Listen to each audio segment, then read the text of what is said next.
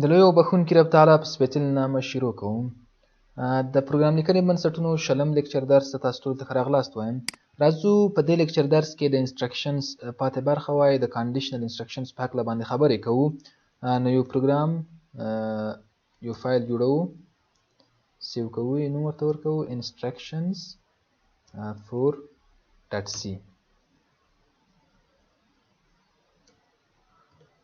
hash include stereo.h او مین فنکشن به اوسېږي، د هغې څخه وروسته سټارټینګ او اینډینګ بریس به لري.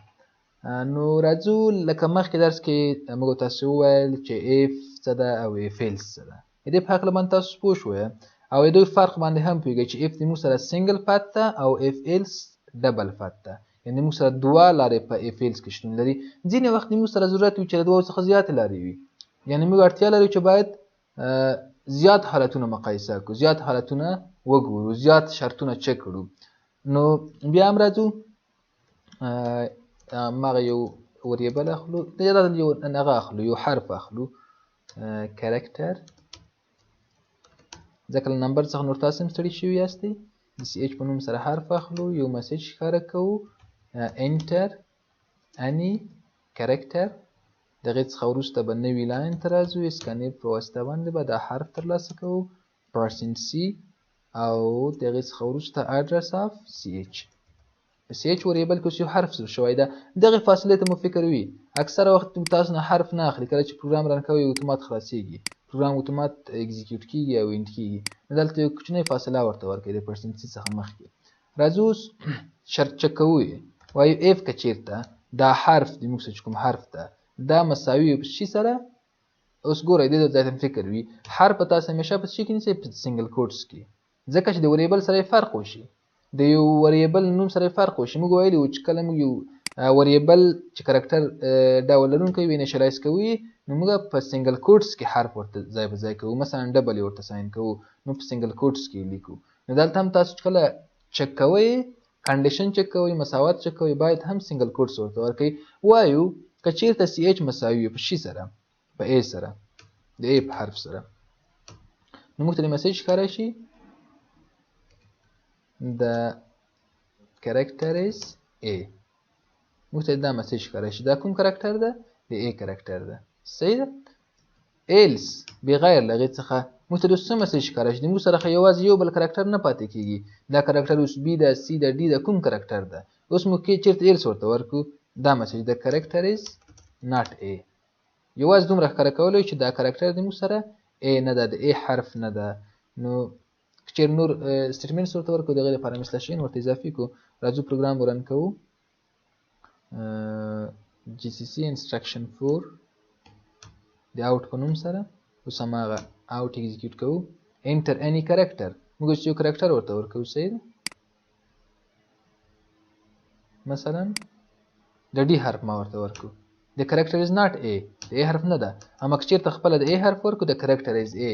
اوس زه وایم چې نه، که چېرته داسې ماته ونه وایي چې د ای حرف نه ده، موږ ته باید ووایي چې د ای حرف ده، بي حرف ده، سی حرف ده، کوم حرف ده، هر حرف باید موږ ته مشخص کړي. نو د دې لپاره موږ تاسو کوم هغه استفاده کوو؟ مولټیپل اف یا اف ایلس اف. صحیح ده. لومړی مو اف جوړښت ووایو، د هغې څخه وروسته مو اف ایلس په تېره ویډیو کې وویلو، او اوس د اف ایلس اف، یعنې موږ سره زیات ایلس اف شتون لري. دلته اوس د اف څخه وروسته زه ایلس نه لیکم، څه لیکم؟ ایلس اف. که چېرته څه اوسېږي؟ که چېرته کرکټر مساوي په چی سره؟ په بي سره، نو موږ ته د مسیج ښکاره کړي. څه ډول مسیج دې ښکاره کړي؟ د کرکټر از بي، دا مسیج دې ښکاره کړي. دا کرکټر څه ده؟ د بي حرف ده. ایلس اف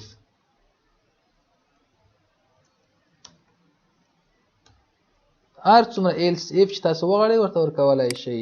دا سټارټینګ بریس دې ځای کې هم شروع کولی شئ، کولی شئ په نوي لاین کې هم شروع کړئ، فرق نه کوي. که چېرته کرکټر د موږ سره څه اوسېږي؟ د سی حرف اوسېږي، نو موږ ته د مسیج کې ښکاره کړي چې کرکټر از سی. دا مسیج دې ښکاره کړي چې دا کرکټر څه ده؟ د سی حرف ده. یعنی تاسو کولای شئ چې زیات اف ایلس ورته ورکړئ او هر اف وبخښئ زیات ایلس اف ورته ورکړئ، ایلس اف باډیز ورته ورکړئ او هر باډي خپل امپلیمنټیشن ولري. موږ صرف یو لاین ورته ورکړئ، کولای شئ په دې هر باډي کې تاسو 1000 لاینه کود وکړئ، 2000 لاینه کود وکړئ او ټول کوډ صرف دغه یو کنډیشن مربوط اوسیږي. که چیرې دا کنډیشن صحیح کیږي نو باډي به مکمل ایگزیکیوټ کیږي، ایلس به نه ایگزیکیوټ کیږي. اوس زیات شرطونه موږ مشخص کوو، که چیرې دا شرط وسی، که دا شرط وسی، که دا شرط وسی، بیا هم موږ سره نور پاسبل حالتونه پاتې کیږي.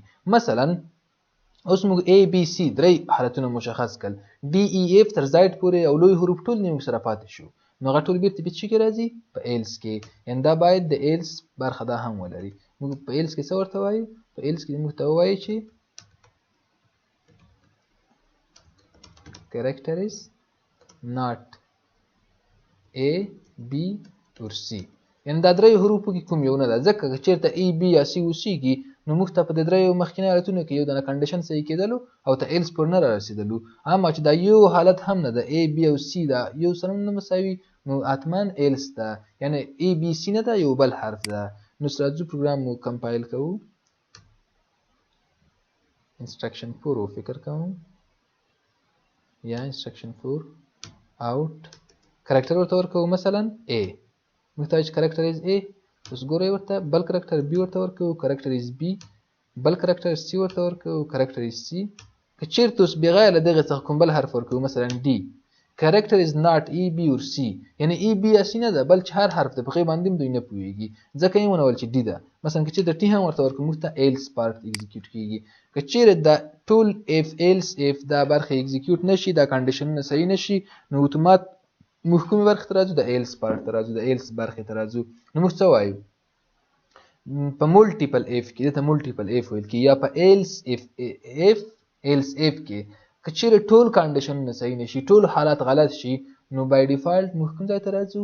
د ایلس برخې ته راځو، په آخر کې موږ ایلس ته راځو.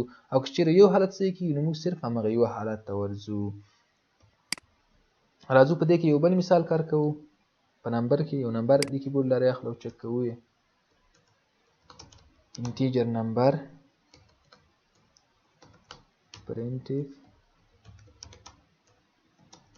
enter any number د کیبورډ لارې ترلاسه کوو %d یا %i او address of number. یا اوس څه وایي؟ اف که چیرته وبخښئ د اف په آخر کې سیمیکالن مه ورکوئ، دا بیا صحیح هغه نه ایګزیکیوټ کېږي، باډي نه ایګزیکیوټ کېږي. وایي که چیرته نمبر څنګه و؟ لوی و له 0 څخه، نو موږ ته څه ووایي؟ موږ ته دا وایي چې number is greater than 0. د 0 څخه لوی ده، موږ ته دا مسیج ښکاره کړي. ایلس نه ایلس اف ورکوو. که چیرته نمبر لوی و له 10 څخه، موږ ته څه ووایي؟ موږ ته دا وایي چې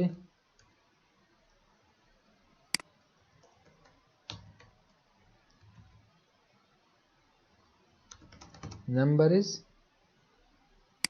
همدا پارت کاپي کوو چې له ستونزې نه خلاص شو لیکلو، دلته پیسټ کوو او greater than 10 دا مسیج دې ښکاره کړي.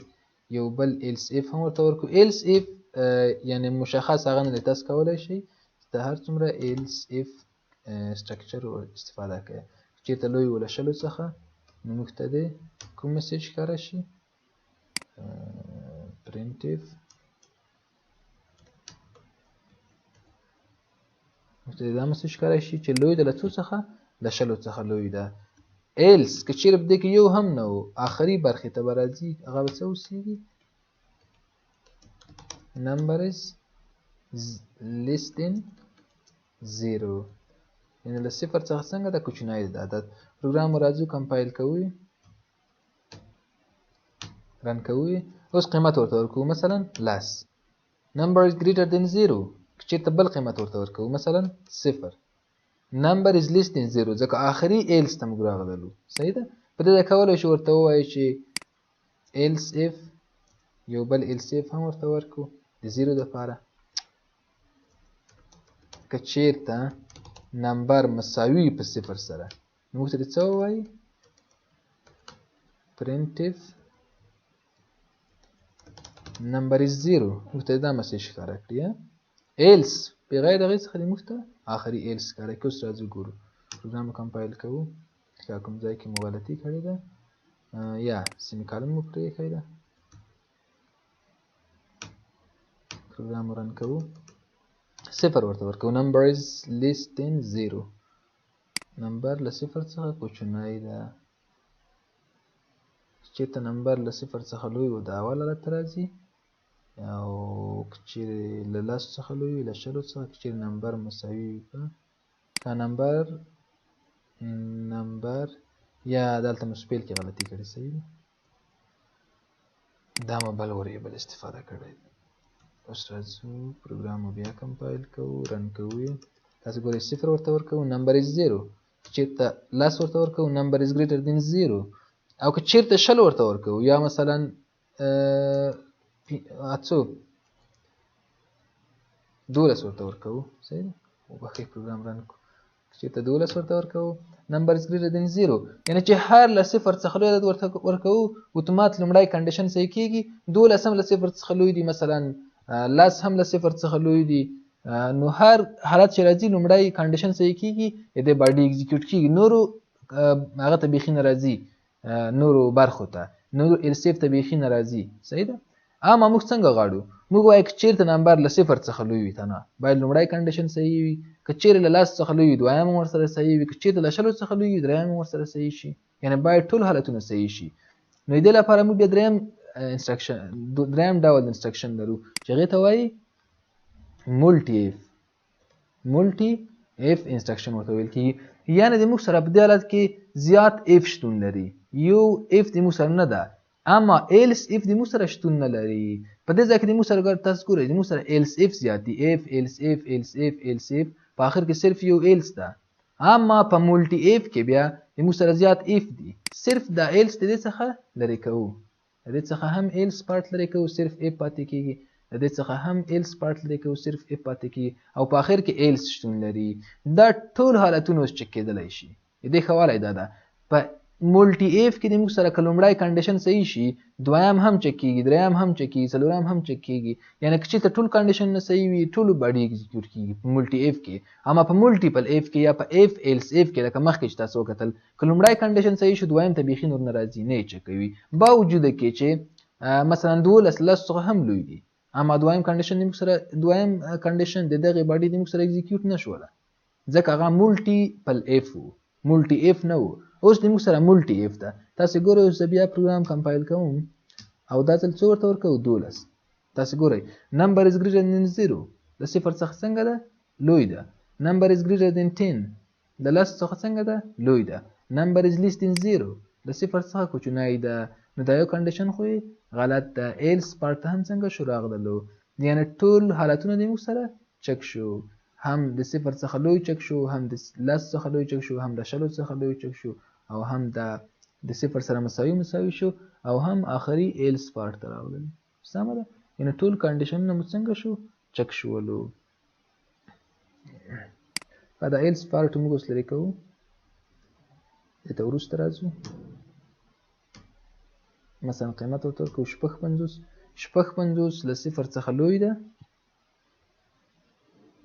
له صفر څخه لوی ده له لس څخه لوی ده له شلو څخه لوی ده نو ټول کنډیشنونه مو څنګه شو صحیح شو او ایگزیکیوټ شو نو د مولټي اف او د مولټیپل اف فرق دا ده چې په مولټیپل اف کې د موږ سره که چېرته یو اف باډي صحیح کېږي د یو اف کنډیشن صحیح کېږي د هغې مکمله باډي ایگزیکیوټ کېږي نور اف کنډیشنز ته موږ نه راځو اما په مولټي اف کې که چیرې د موږ سره د یو اف کنډیشن صحیح کېږي د بل اف کنډیشن هم چک کېږي د بل اف کنډیشن هم چک کېږي که چیرې ټول کنډیشنونه صحیح کېږي نو ټول ایگزیکیوټ کېږي ټول کنډیشنونه څنګه کېږي ایگزیکیوټ کېږي دا د موږ سره د مولټي اف جوړښت ده مولټي اف نو په دې درس کې تاسو پوه شوئ چې مولټي اف او مولټیپل اف یا مولټي یا اف ایلس اف څه فرق سره لري نو له دې سره کنډیشنل انسټرکشن اف اف ایلس مولټیپل اف او مولټي اف څلور ډولونه ټول خلاص کړل تاسو کتاب وګورئ او په کتاب کې جوړښتونه وګورئ، مثالونه یې وګورئ. که چېرته څه ستونزه وه کمنټ کې پوښتنه کولی شئ او ماته میسیج هم کولی شئ. زموږ چینل در سره سبسکرایب کړئ، له ملګرو سره یې شریک کړئ. چینل مو عصري ټکنالوژي یا هم نصیر خان نور په دوه نومونو باندې ده، هر نوم باندې چې پیدا کولی شئ سبسکرایب یې کړئ، له ملګرو سره یې شریک کړئ. نور ښه وخت ولرئ. السلام علیکم.